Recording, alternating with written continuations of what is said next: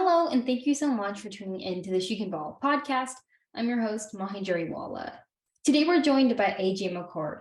She spent the last 5 years at Coin TV in Oregon and has reported on literally all the sports you can imagine. This episode is a little bit different, and that's because I actually recorded this back in June, and you'll notice that by some of the things that we're talking about, like the NBA Finals, because that was pretty recent in that time frame.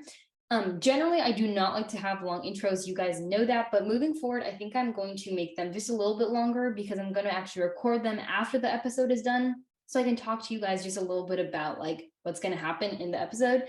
And yeah, I'm already rambling on, so have fun listening to this one. Well, thank you so much for coming on today. Appreciate your time. Absolutely. I'm happy to be here. So I know that recently you were at game 2 of the NBA Finals. Just tell me a little bit about what that was like.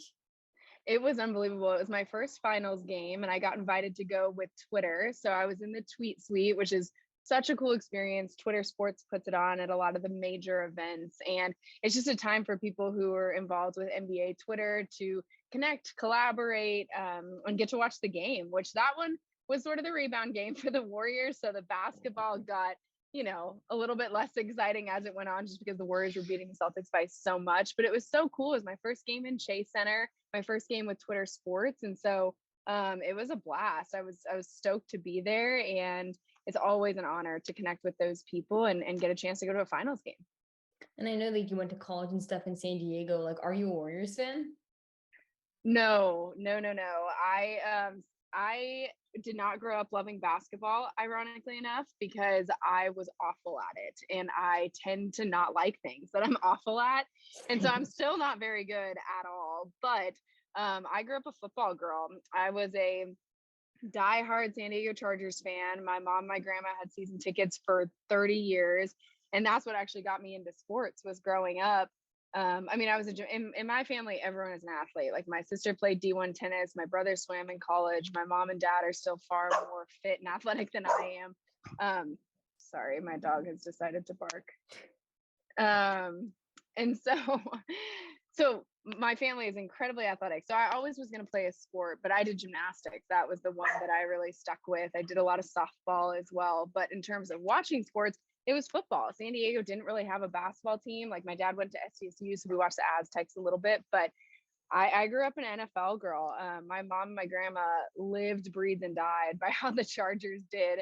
And so that was how I learned about sports. And that was also really, I think, shaped me a lot more than I realized at the time, because it's not that my dad and my grandpa couldn't talk football or didn't talk football, but it was very much the girls thing. Like it was what my mom, my grandma, and I did together. And we went to the games and, we watched the away games. And so, no, I didn't grow up a Warriors fan. That's a really long way of answering that question. I didn't grow up a Warriors fan or really invested in basketball until I got a chance to start covering it when I started out my broadcasting career. And then I fell more and more in love with it. I covered it a lot in college because my school didn't have a football team.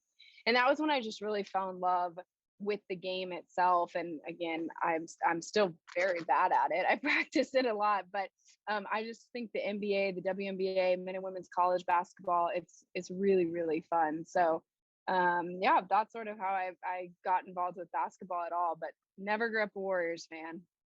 Well, that's crazy that like, your mom and grandma are sort of like the big sports people. And even to talk about that, to be football, that's really incredible. Yeah, I think it, like I said, it's something that I don't think I realized how unique it was until, I started getting to high school, and then you'd get in these conversations with guy friends about what was going on with Antonio Gates or LT or Phillip Rivers, whomever it was on the Chargers. And they kind of looked at you sideways like, whoa, you know what you're talking about with football? And it was like, well, yeah, like, duh, I watch every game. It's like what I revolve my, life around and whatever. And when my family, it was the women, like my mom, my grandma, like I said, we went to everything together. So it's something that I don't think I realized how unique it was until I got further along, just in life, because it was so much a part of it that I didn't realize, that it was different for anybody else. And like, as you started, even stepping into that sports broadcasting field, did you feel like sort of a difference in sort of like there being sort of a lack of women since you were surrounded by so many growing up? Totally. I think that was definitely eye-opening for me. And I think one of the things that I have loved in the last, 10 plus years that I've been in this field is that has changed so drastically from when I first entered the space, when I was an intern for the San Diego Padres, when I started out working in local sports in Arkansas. It's so much different. And there's so many more platforms for women. Like, you're starting your own podcast at 16. That's unbelievable. Like, that's something that is so unique to this generation and your generation being able to do. And it's so empowering for women to have this voice. When I was getting into it, there were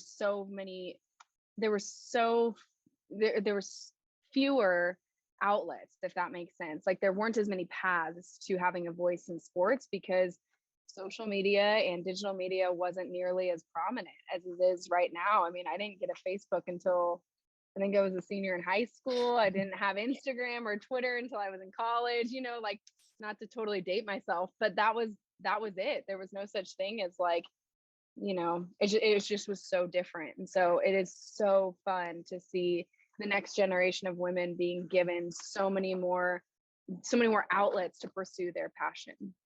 And when did sort of like that passion for journalism come about? It was watching a football game. I was watching the Chargers with my mom on Thanksgiving, or not the Chargers, excuse me, they rarely played on Thanksgiving, but I was watching football with my mom on Thanksgiving. And I can't remember who the sideline reporter was. I want to say it was like Andrea Kramer, Alex Flanagan, one of those women who really was one of the pioneers for women in football. And they were talking about what was going on with the players outside of the game. They, go down to the sideline report and they talk about, like, I think it was Ocho Cinco, what he was doing with his family and how he was putting on a Thanksgiving dinner for his family after the game was over. And I remember thinking, whoa, I just learned something about, like, Ocho Cinco, the human being, not the player for the Bengals, right? And so I think that for me was one of the things that started piquing my interest. And I'm somebody who loves a story. And I think that from, like, my whole passion for getting into broadcasting is storytelling, and it's highlighting the human being underneath your favorite team's jersey. And I think that was really where it started for me, was at 16, realizing, oh, there's a space not just for women, but a space to tell a more holistic story about the athlete that everybody loves to cheer for on Sundays or Tuesdays or Thursdays, whatever it is, that maybe helps you connect with them a little bit more. Like I said, I will never be able to play basketball like Damian Lillard or like Sabrina Ionescu or some of these players that I've gotten to cover, but I can connect with them on a human level. And that's my favorite part of sports broadcasting. Yeah. And then even like, you're studying sports broadcasting specifically at Point Loma Nazarene. Yep. Yeah. Okay. It's okay. It's a mouthful. Yeah. What did you like about studying that specifically? Because I know a lot of programs sort of have like a journalism, maybe a sports journalism, but like that specific broadcasting, because I'm with you there. I really enjoy broadcasting. I love storytelling, and my inspiration for this was definitely, I heard about Steph Curry's story in 4th grade and how, he was under recruited in college and, wasn't top pick. And so I was like, I didn't believe that. And I was like, me on like my, B team last year on the bench, I was like, oh my God, so if I work hard, I can, do what he's doing. And I did. And I, worked hard and kind of got my spot there. But I just think that like learning people's stories and like being able to connect with them and like learning about, people go through the same things that you go through, and like learning how they sort of go through that can be really inspirational to you, because it's like, oh, there is light at the end of the tunnel. Exactly. And it's like, it's not necessarily circumstances that you can always relate to, but there's always a theme, right? Of like how they overcame or how they dug deeper or how they decided on their passion and didn't let anybody, like Steph Curry, like didn't let anybody talk him out of it. Right. And I think that's the stuff that applies to so many people. And that's part of why I think so many people love sports, right? Is because it feels like there's a relatability to it. And the relatability is not in like, oh, my jump shot looks like Kobe's. It's in, oh, I can understand loving something so much that you refuse to give up on it. Right. And so that's what I really believe connects us through sports. And that's what I love so much about it. That's beautiful. And yeah, I do want to go back to just in college and like studying sports broadcasting. Like what do you think was special about that program, and like studying something more specific within journalism in college? I think the thing about Point Loma that it really afforded me was it afforded me a lot of autonomy over how I created my reel and my reps, because it was a really small school, right? So we didn't have a football team, but we had soccer, we had basketball. So I did a lot of play-by-play on the radio for our soccer team. I wrote for our school newspaper, and I also got to do some color commentary for soccer. I very briefly played the sport, very briefly. But I got to do some color commentary, and there was always equipment that you could check out, right? Like I got to host newscasts, I got to host a March Madness special one year, and all of that was things that I had come up with, but they had the resources to sort of bring whatever hard work or vision that I had come to life. And so I remember specifically watching, I watched a bunch of reels when I was first making mine in college, and I cannot remember who it was, but someone had a reel and they had like a clip of them talking through the buzzer, like at a basketball game. And I was like, oh, that's really good, because it shows that you can focus. It shows that you can keep your train of thought, whatever. I kid you not, the next game for my college, it was a Friday night. I took the camera and I pretended like I was in like, you would have thought that I was calling the NBA Finals for how seriously I took the preparation.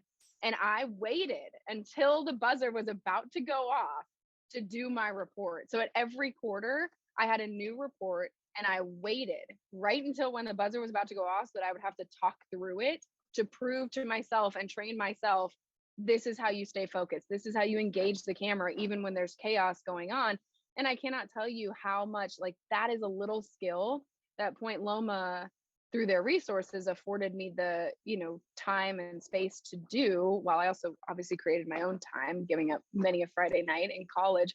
But that's proved so invaluable throughout my broadcast career, because I don't know how many, like, NBA games you've been to and seen, but like any game, really, college, whatever, you're always stacked. It's never a quiet room where you get to just like think through what you want to say, right? Like you always have to think in the middle of chaos, whether it's a fan screaming behind you or someone else talking right next to you, or making sure you're dodging a basketball while you're going. And so those are things that I learned in college that had I, maybe been to a bigger program, I don't know that the resources would have been as accessible, because there probably would have been a lot more people doing it. And I had some really wonderful professors at Point Loma who really understood the purpose of college for me, which was to find a job, right? Like, which it seems like a dumb thing to say, but like, I wasn't a great student. I didn't like studying. I hated tests. I loved projects because those were like, activity based. It wasn't like a timed thing. And so I had some professors who really understood like the holistic reason why I was in college, and it was to get a good reel and to find a job. And so they, created space in their classes so that I could make up for some days that I lost in internships and things like that. So Point Loma was a blessing in a lot of ways for me to get to go there, and I got a lot of opportunities. I interned with NBC7 in San Diego, which is the local NBC affiliate, and got some really great experience covering the Chargers with Derek Togerson and Jim Laslovic, who I never would have gotten that access without them. So at Point Loma, there were a lot of really wonderful things. My first internship was with Dick Enberg, and his director came and spoke in one of my classes. And that's how I got to know that Dick was looking for an intern. And so it was a wonderful, wonderful experience. What was sort of that first broadcasting job like after college for you? So the first one, I think, let me make sure I got the order right here. Right after college, so in the back half of college, I spent my summers in Colorado. I was actually a whitewater rafting guide. No Backpacking. way. Yeah, it was like my second love. My first love truly is being outdoors and exploring nature.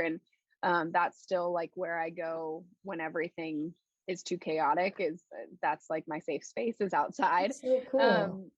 So I loved that, but because of that, I had sort of cooled it. Like the internships were things that I did really early in college, and going and being a guide at this company really showed me sort of my own strength, because I think I was in sort of a hard spot with the industry of just being one of the few women, being super young, being super naive. And so long story short, there is right after I did my, the summer after I graduated, I went back to Colorado, and I was doing this whitewater rafting thing and taking people down the Arkansas River.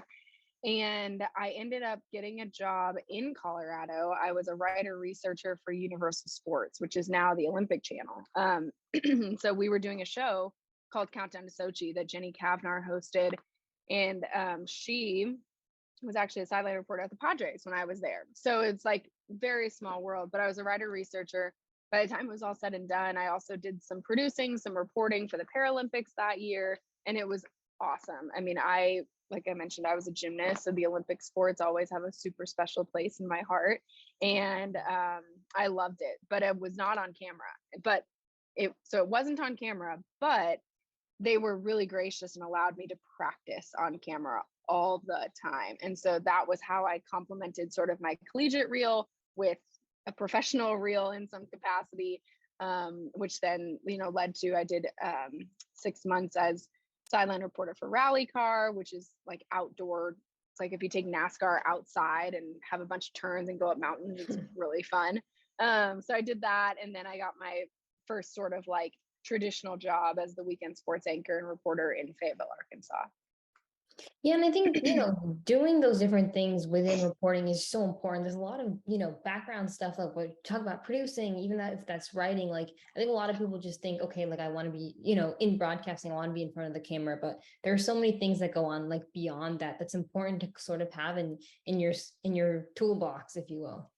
Oh, and I think it's not just important because it gives you such a good set of skills, but it gives you so much empathy, right? Like I think that if it's possible, it would be awesome to try everybody's job, right? Like in a newsroom, it would be amazing to sort of be able to go through a day in everyone's life, whether it's a producer, an investigative reporter, a morning anchor, a meteorologist, assistant news director, like whatever it is, because I think it gives you such a level of empathy for what that person is going through when they're in a crunch moment, whether that's, I did news reporting when I was in Arkansas as well. And so there was a lot of severe weather coverage that I was just so far over my head with. And there were certain producers who could understand, like, hey, I get this is stressful, not just because you're covering a tornado, but because they'd done some reporting and they knew that it was, news wasn't my thing. And I was out there doing my best, but it was not, I was not comfortable. And so I think that, yeah, it's great not only to have that experience for yourself, because then again, like when I'm putting a show together and I'm thinking through segments or topics that I want to pitch, I can understand like, okay, but we have to have these certain time constraints, or we have to hit this time for a commercial or whatever it is, because I've done some producing, or like, oh, I want these graphics because I know what it'll take to like bring it to life. So yeah, I'm really grateful for the well-rounded experience that I have had. And I think it's really, really important, especially from that empathetic level of understanding what it takes for people to get their jobs done, whatever it is. And like, what do you think is sort of the difference between just like reporting, let's say, like, for the NBA or WNBA versus like what you're doing like as a sports anchor at Coin Six, which is the CBS affiliate in Oregon. Like what is sort of the difference there, and like what are some pros and cons you think of that? Yeah, so I was at Coin for 5 years, which was awesome. It was truthfully like a great experience all around. And I feel really lucky for sort of the trust that they placed in me in terms of picking the assignments and trusting that I knew what was important to, our viewers. And so I think that it's really different, local news versus network, obviously. I think network, you hone in on a sport, a team, sometimes a player for years at a time, and that becomes like your thing. But in local, not only do you need to know absolutely everything about everyone. I was needing to be an expert on everything from the Ducks and every single one of their teams, Oregon State, every single one of their teams, all the way up to the Seattle Seahawks, because our market was split between Oregon and Washington, and so we had a lot of viewers who were Seahawks fans. So I hosted a Seahawks show, even though we were 3 hours away from Seattle. So there's, and then of course you had in Portland, you had the Blazers and the Thorns and the Timbers and the Hops. So many teams. And so I think that local, what it really gives you is a breadth of experience, right? But I think where I started to realize the difference is just it does give you this breadth of experience, whereas network, you hone in on sort of what it is that you are either really passionate about, really knowledgeable about, or very good at. And local sports really forces you to be, have a wide range of skills. Is there a certain sport that you really like to cover? I mean, gosh, this is such a hard question because a shorter answer would probably be sports that I don't like to cover. And that answer is like none. I am up for anything always. Like, I love covering everything from like surfing to NFL. Gymnastics is something that I'm super passionate about. As a female athlete, women's sports is something that I really want to elevate. And I think that my specific like passion of storytelling and highlighting the human being underneath the jersey would bring a lot to elevate women's sports, because I think that that's often such a struggle. Is like, not only is it hard to find women's sports games on television, but it's also hard to like get to know the player or the team that you're rooting for. And so I love covering women's sports. I love sharing the stories of what these women go through, for everything from like having a baby and then getting back on the field months later to Sabrina Ionescu and sort of like what she went through at Oregon, and then through her first few years in the WNBA, the expectations that were put on her. And so and then I mean, I love the NBA. It's been a blast to cover the Blazers for the last 5 years. And so that's a really long way of saying that I love covering pretty much all of it. There's not really any sport that I'm like, oh man, I don't want that assignment. I'm up for all of it. Yeah, and talking about the Blazers, I mean, how cool is it that they have like the assistant female coach, Anisha Curry, sitting on their bench? It's awesome. And I didn't get to talk to her nearly as much as I would have liked to during the last year or so that she was in Portland, but just getting to know who she is from a few more people on the team or around the league, like, she's so respected. And I think that, especially after we saw everything with Becky Hammon go down, in terms of not just like what she went through with the Blazers hiring process, but also just the NBA in general, how long she was on that Spurs staff. And then now she's crushing it with the Aces. I think that there's an element of saying like, we need to elevate more women. I mean, it's not a question at this point. Like, we need to elevate more women in these traditionally male spaces, because they do provide a different perspective that is needed and necessary. And it doesn't matter who you're coaching, whether it be male or female. Um, it, it you have to have more perspectives, and talent should be what matters. And so I don't know, it's kind of it was awesome to see the Blazers hire that, and I heard nothing but wonderful things about Anisha from the players and other people on the team, just about the impact that she's had just in the short time that she's already been in Portland. And you even talked about Sabrina Ionescu. I mean, she's actually from the Bay Area, going to Mhm. Oregon for years, and now she's just crushing it in the WNBA. What was it like to sort of cover her journey like that?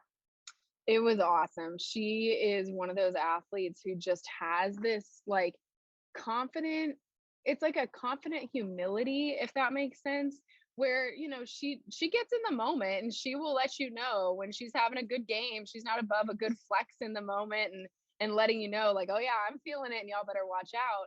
But when you talk to her one on one, she's such a hard worker, and nobody is harder on Sabrina than Sabrina. And so I actually got a chance to talk with her before this season started, because, and she told me this is the healthiest that she's felt in years. Like, I mean, you probably remember, but she had that really bad high ankle sprain like 3 games into her rookie season, so she misses all of that. She can't play as much in the off season as she'd like to. So last season was just such a hard, getting up to speed, learning the game at the WNBA level, and trusting her ankle again. I think, which is something that we don't talk about enough in sports, is it's not just the physical recovery, but it's the mental aspect of trusting that, hey, my ankle's not going to fail me again, or like my Achilles isn't going to give out, or whatever it is, when you've been through a really bad injury.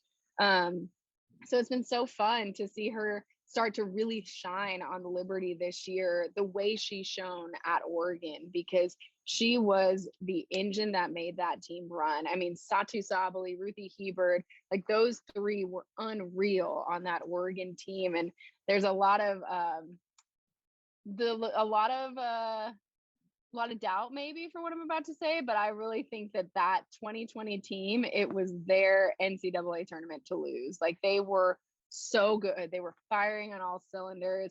And she helped change the culture or not change, that's a little dramatic, but she helped improve the culture at Oregon so much to become a powerhouse and be one of those widely respected, nationally prominent college programs.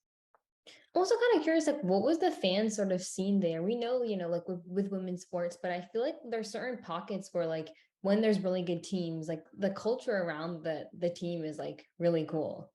Oh, those games at Matthew Knight that year before, or like leading up to the pandemic, I guess. Um, Matthew Knight was rocking, like few arenas that I have been in for the Oregon women's games. They were so much fun. It was a sellout. They were more expensive tickets than the men's team. And it was because they played such an exciting brand of basketball. It was so team oriented, but it was also, you had those moments where you went, uh-oh, here comes Sabrina. And like, no one's going to stop her when she puts her head down and decides to go for it. Right. So I loved covering those games at Matthew Knight. They were a blast. And lastly, like, what advice do you have for girls that are looking to pursue anything in sports at a high level? From an athletic perspective, or like any career in it. Yeah, I would say, both, because you have experience with like athletic and in broadcasting. Yeah, I mean, I think honestly, you're a better person to be answering that question, because what you're doing is exactly what is available and is possible, and is something that takes so much courage to just go out there and start, right? To like believe that you have the merits on your own to go out and start a podcast or start a YouTube channel. And I think you're doing it. Like, this is exactly what advice I would give to the next generation: is be confident in who you are, be confident in what you bring to the table, and figure out what your voice is. Like, whatever you're passionate about, our sports world needs it. They don't need another one of X, another one of Z. Like, for me, I'm never going to be somebody who breaks down to statistics. Like, I can talk stats, I can give you the box score. Like, I'm not like illiterate in terms of statistics, but it's math is not my thing. It was not my thing in school. It is not my thing now. And so breaking down statistics is just not something that I'm going to thrive in, like a Cynthia Freeland or like a Mina Kimes. But I'm a storyteller. I'm somebody who has the ability to relate with athletes in a way outside, off the court, or the story of the game, or whatever it is.